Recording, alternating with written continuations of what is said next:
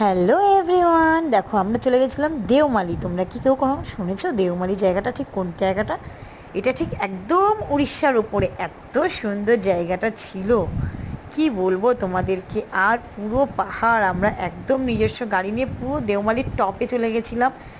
ওখানটা না কীরকম খুব সুন্দর ঠান্ডা একদম, আর মেঘে ঢাকা, খুব সুন্দর। যদি একটুখানি সকাল সকাল যেতে পারতাম তাহলে খুবই ভালো হতো, কিন্তু আমাদের যেতে যেতে একটু বেলা হয়ে গেছিলো, সেই জন্য আমরা যেতেও মানে মেঘটা অন্তত দেখতে পাইনি। কিন্তু দেখো জায়গাটা এত সুন্দর, পুরো পাহাড় আর পাহাড়, মনে হবে কি যেন পাহাড়ের কোলে মেঘটা যেন ঘুরে বেড়াচ্ছে।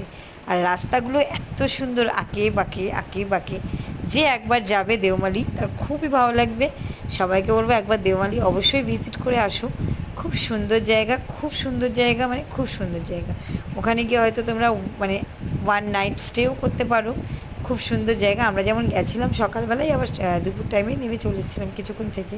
মানে ওখানে যাদের মনে হবে যে খুব ঘিঞ্জি পরিবেশ, কলকাতা বা কোথাও ভালো লাগছে না, তখন একটা দিনের জন্য কোথাও হয়তো রিফ্রেশমেন্টের জন্য খুব ইচ্ছে করবে, তখন দেওমালি অবশ্যই যাওয়া যায়। এমন কোনো খরচাও নয়। একদম ওখানে গিয়ে একটা দিনের জন্য রিফ্রেশমেন্ট করে আসো, গিয়ে ভোরবেলা ওঠো, মেঘের কোলে থাকো, দারুণ জায়গা। মনটাও ভালো লাগবে, আর একদম পুরো মাইন্ড ফ্রেশ হয়ে যাবে প্রাকৃতিকের কোলে।